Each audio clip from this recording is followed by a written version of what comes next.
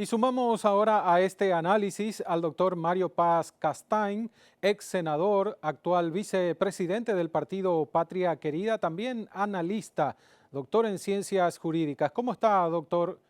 Gracias por Muy atendernos. buenas noches, querido Mari, y la audiencia de Canal Pro. Un placer compartir un nuevo momento con ustedes. Bueno, también conocemos de su actividad privada relacionada a la universidad, a la preparación y a la formación de profesionales. Por eso queríamos conocer su opinión en el tema que nos ocupa esta semana, que tiene que ver con la Sin educación en problemas. este tiempo de pandemia. Y hablando con representantes de distintas universidades, también nos fueron dando su opinión de cómo tuvieron que ir cambiando un sistema ya establecido por algo que al principio fue improvisado, pero que poco a poco se va estabilizando, doctor. ¿Usted cómo está viendo este proceso de cambio educativo, principalmente en el sector universitario en tiempo de pandemia? Bueno, es así como lo señalas, Omar. El tema es Sí, un proceso que viene desde un momento de transición del tema de las clases presenciales. Pasar a la educación virtual no es sencillo, no es solamente un problema de capacitación, sino un problema de establecer cuáles son las herramientas adecuadas el tema enseñanza-aprendizaje, ujú, porque las dos cosas van unidas y, por supuesto, para que haya una conexión entre los dos elementos esenciales de todo proceso educativo, se necesita que estas cuestiones vayan en paralelo desarrollándose en un proceso que hay gente que acepta el proceso, lo asume desde el primer momento, y yo tengo experiencias en el ámbito universitario de sí. gente que se niega, por ejemplo, a hacer, sobre todo en el ámbito de las ciencias de la salud, a hacer clases presenciales, perdón, virtuales, en Ujú. lugar de las presenciales que tienen un marco teórico y práctico. Y por supuesto, el práctico hoy está habilitado en la fase 3, está habilitada acá en Asunción Central y Alto Paraná creo que ahora no porque retrocedió, pero Sí. digamos que Asunción y Central, todas las instituciones de educación superior están habilitadas a hacer las clases prácticas con un protocolo especial que es de 10 alumnos. Bueno, hay profesores que se niegan a hacer esos procesos en la universidad. No, Ujú. ya no es solamente que se resisten, por ejemplo, a una educación virtual por la vía telemática, sino que se resiste por los miedos, por la situación que atravesamos. Y entonces todo eso contribuye fundamentalmente a enlentecer el proceso y que la calidad del mismo pueda estar en cuestionamiento. Ujú. Esa por lo menos es la primera visión que tengo, pero evidentemente tratando de adecuar la situación en que toda la vida prácticamente, desde el trabajo, con el home office, y ahora incluso ya con una ley de teletrabajo que se está discutiendo en el Congreso y que es muy oportuna para el momento que estamos atravesando, van a cambiar las modalidades de trabajo, de educación, de servicios que se pueden brindar, porque no solamente por el tema de la pandemia, el post-pandemia también nos va a dar una oportunidad a ensayar otras fórmulas que evidentemente no pueden sustituir el modo presencial. Pero si nosotros desarrollamos esto, inclusive podemos llegar a más gente, podemos ampliar las redes de conexión, pero todo esto dependerá fundamentalmente de cuáles son las herramientas que disponemos y cuáles son los procesos de adaptación a esas herramientas. Ujú. Y así como en algunos sectores, toda esta situación pandémica se toma también como una oportunidad, doctor, una oportunidad para generar un cambio o una transformación. En materia educativa, ¿podría ser ideal y propicio esto para ir analizando y generando una transformación en la educación universitaria en Paraguay? Sí, claro que sí. No olvidemos que hay plataformas muy bien desarrolladas en materia de educación a distancia, que es otra cosa, no es lo mismo que la educación virtual, Sí. pero digamos que son hermanadas y son emparentadas en las vías, por lo menos, de las herramientas que se utilizan.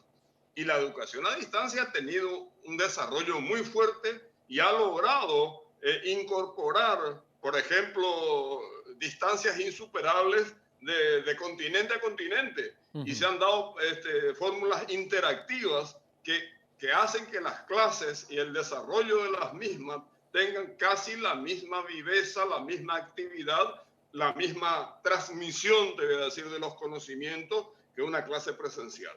Entonces, esto puede ser, evidentemente, como lo está señalando, una oportunidad para avanzar en este proceso educativo que en nuestro país, no olvidemos que estamos siempre en una situación muy precaria, Sí. y esto no es la culpa de la pandemia. Ya antes de la pandemia estábamos así, y valga señalar que la universidad más importante del Paraguay es la Universidad Nacional de Asunción, que está, creo, allá cerca del número 200 entre las universidades de América Latina. No hablo por los ordenamientos que hacen estas redes que investigan y clasifican o califican a las universidades por continente o a nivel global. Ni hablemos del nivel global. En el nivel global estaremos por arriba de las 1000 probablemente. Ujú. Y si la Universidad de Asunción, que sabemos perfectamente las precariedades que tiene, las limitaciones que tiene, es considerada dentro de la región como la mejor, entonces nosotros tenemos un enorme déficit que tenemos que cubrir, y esta herramienta de la vía telemática sería una herramienta adecuada para incorporar más gente, para acelerar procesos fundamentalmente, porque acá está la herramienta que nos falta probablemente. Nosotros, en términos económicos, por ejemplo, no logramos pasar todavía de la economía pastoril a un desarrollo industrial pleno, pero Ujú. podemos pasar de repente por estas oportunidades que nos da la vida, saltarnos una o dos etapas de las revoluciones que existieron en el mundo y llegar a la cuarta revolución industrial, que es la tecnológica, que es la que estamos atravesando. Sí. Y, por supuesto, esto exigirá una mayor dosis de capacitación, una mayor dosis de preparación al sector docente, ni que hablar de los alumnos, de los estudiantes, pero es una oportunidad, porque está seguro que en el mundo, y los pronósticos más, menos pesimistas te dicen que en 5 años hay 378 millones de personas en el mundo que perderán puestos de trabajo por Ujú. no adaptarse a las nuevas modalidades. Sí. Entonces, si la perspectiva es esa, cuanto antes empecemos con estos procesos es mucho mejor. Ahora, también se podría dar una oportunidad a aquellas personas que no la tienen de manera tradicional de poder acceder a la universidad. Me explico, por ejemplo, tenemos como costumbre y tradición cultural centrar los centros, valga la expresión, educativos en las capitales departamentales y en nuestra capital. Eso implica movilidad de personas, hospedaje, mantenimiento en lugares donde cursar carreras. Y todo lo que tiene que ver con lo virtual puede transformarse también en oportunidad para aquellas personas que no pueden hacerlo de manera presencial y que también tienen que trabajar para estudiar, doctor. Sí, sin duda, y eso lo estamos viendo en todos los campos de la actividad, de servicios, incluso de la política. Ujú. Yo me estoy reuniendo con candidatos, con líderes, a nivel distrital, que realmente me hubiese exigido 2 o 3 o 4 veces haber viajado por los principales departamentos de la República, y sin embargo, por esta vía Sí. telemática del acercamiento virtual que tenemos, hoy obligatorio, estamos en mayor comunicación, y estamos también derramando vínculos y cercanía con la gente. Y eso también, por supuesto, tiene un impacto interesantísimo a nivel de la educación, porque como bien lo estás diciendo, lo afirmando Omar, se facilita la incorporación de aquellos que están en el Paraguay profundo o en el semiprofundo, que Ujú. no pueden de repente por razones económicas, sociales o de cualquier naturaleza, pero para que eso ocurra, se debe mejorar mucho la conectividad, Claro. se debe mejorar mucho la accesibilidad de estas herramientas que no dependan y que no signifiquen elementos de exclusión, Ujú. porque finalmente a las personas más pudientes, a los niveles más elevados en términos económicos y culturales de la República, van a acceder más fácilmente a esto. Sí. Pero hay que permitir que las capas sociales menos pudientes o más vulnerables tengan la capacitación, tengan el acceso y tengan la conectividad suficiente para acceder a esto. Es cierto que la educación superior es una educación de élite, ¿no? Ujú. No quiero decir que sea elitista, pero es de élite porque exige preparación, exige conocimientos previos, exige que la educación anterior, que es la media, esté capacitada para conectarla a la educación superior, pero de todos modos, siempre habrá gente que pueda superar estas diferenciaciones que lamentablemente tenemos, estas desigualdades. Hoy está a ojos vistas, por ejemplo, que los sectores más pudientes de la República acceden más fácilmente a la educación pública universitaria. La Universidad Nacional capta solo el 40% de la matrícula Ujú. y el 60% de la matrícula va a las privadas, por lo menos la información que yo tenía en encuestas y estadísticas que tienen más o menos 4 o 5 años de antigüedad. Quizás Sí. hayan cambiado algo esos porcentajes, pero significa que la gente que incluso con menos recursos tiene que gastar sus pocos recursos porque no pueden acceder a la educación pública. Entonces, todas estas cosas hay que tenerlas en cuenta para que estas herramientas realmente sean eficientes, sean eficaces y fundamentalmente proporcionadoras de aquello que hablábamos al principio, de una mayor igualdad social, de una mayor igualdad de oportunidades, mejor dicho, que permita a la gente acceder a los mejores niveles de la educación superior paraguaya. Y el análisis también obliga, doctor, a hablar de la calidad de educación que se recibe tradicionalmente en nuestras universidades y de la calidad de educación que suponemos no debería variar, pero tal vez sí varía a través de medios telemáticos. También esa es una gran pregunta y una gran interrogante. Si bien usted mencionaba distancias salvadas a través de la educación a distancia entre universidades, por ejemplo, de nuestro continente y de otros continentes. Ahora, con la educación virtual, ¿cuál será el nivel de calidad educativa que reciban los jóvenes universitarios? Y bueno, y todo dependerá fundamentalmente de estos procesos que también significamos al comienzo de nuestra entrevista, Omar. Dependerá de que haya realmente un proceso de enseñanza-aprendizaje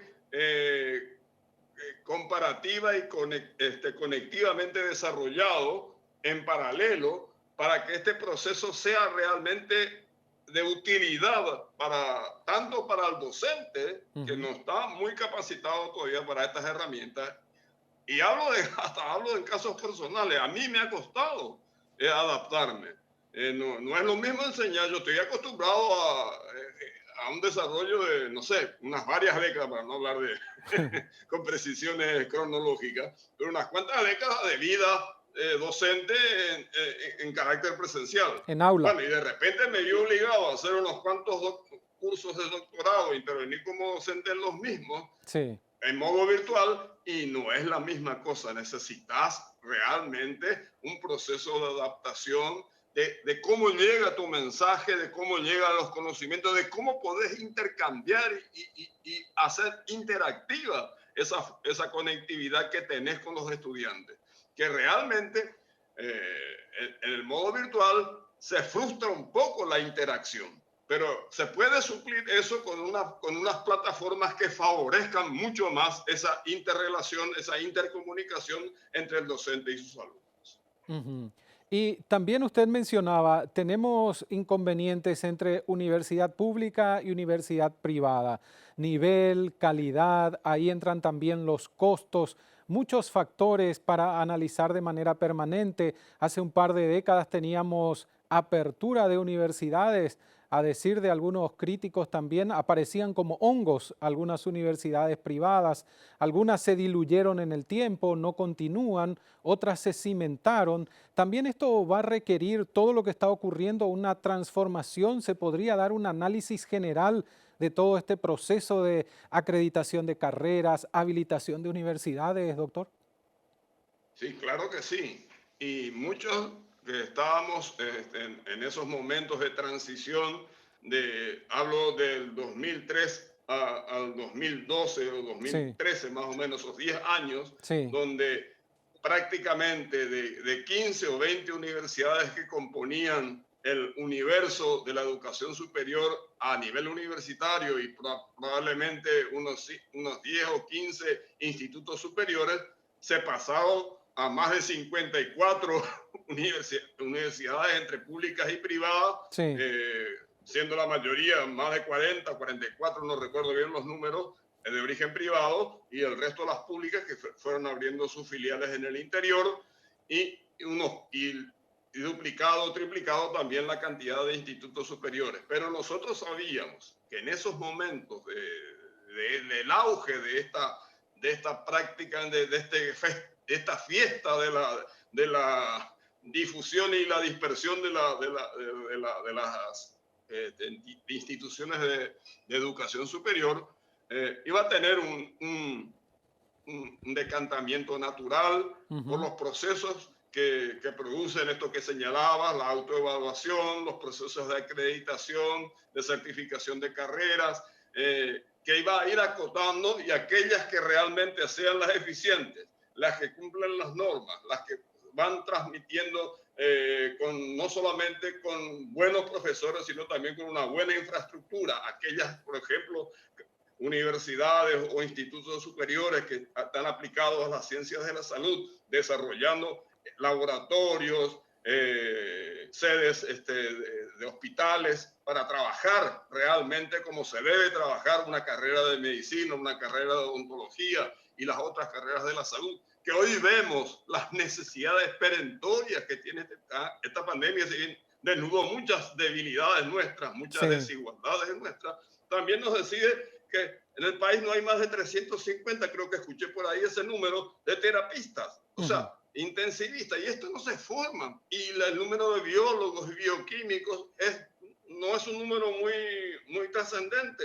Y esto no se forma en 6 meses, no Claro. se forma en 3 meses. Esto lleva un proceso educativo que hay que desarrollar y que es necesario. Si la salud pública no funciona, no solo porque se hacen malas compras, sino porque no hay desarrollo y talento humano necesario para operar el sistema, bueno, vamos a estar siempre en complicaciones. Por más Mm. que tengamos incluso una mejor infraestructura, si no tenemos el recurso humano que acompañe ese desarrollo, estamos en la misma de siempre. Entonces, todos estos elementos, sí, yo creo que van a ser decantadores de un proceso de mejora continua de las instituciones educativas, y fundamentalmente así entendemos que nosotros liberaremos a nuestros ciudadanos y ciudadanas hacia un mundo mejor, hacia un mundo más competitivo, a incorporarse realmente a lo que el siglo XXI exige,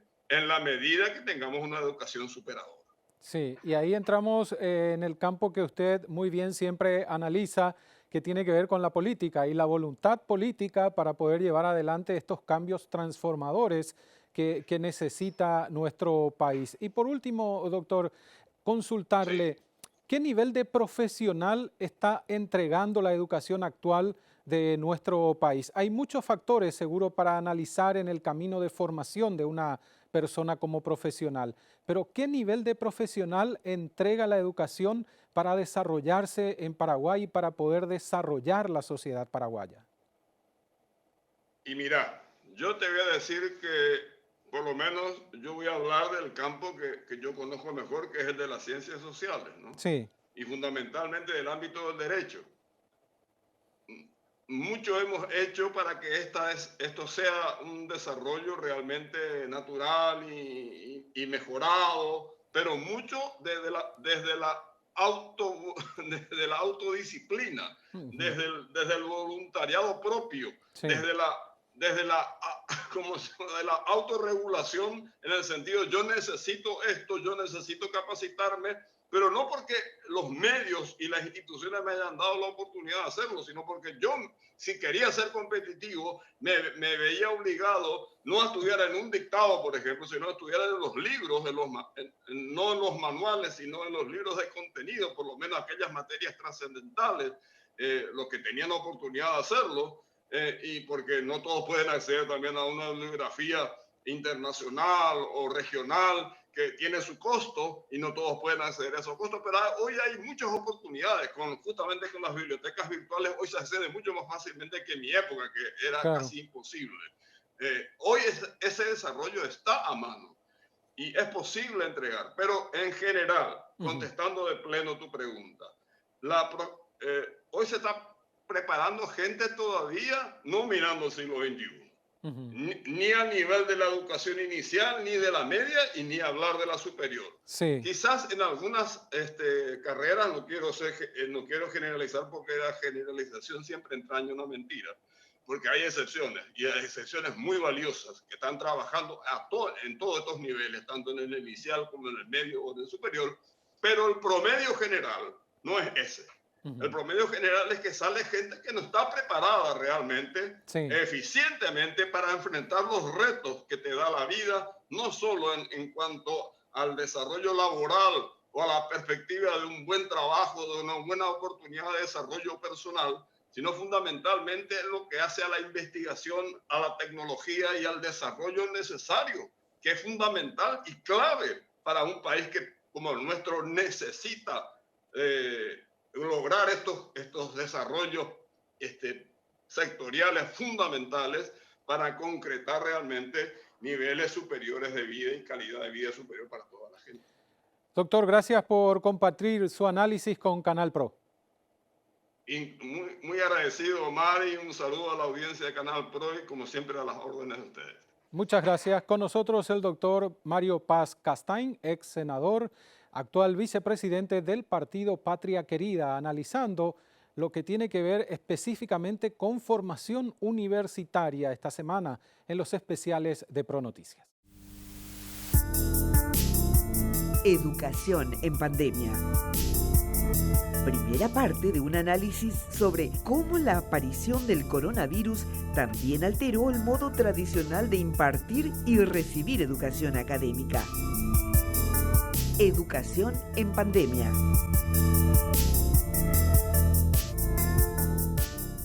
Y de esta manera culminamos la primera parte de los especiales de ProNoticias, Educación en Pandemia. La próxima semana la cita de nuevo en nuestro encuentro para continuar con este tema. Vamos a abordar educación primaria y también educación secundaria. ¿Qué cambios se están generando debido al coronavirus? Nos reencontramos la próxima semana. Gracias por la compañía de siempre.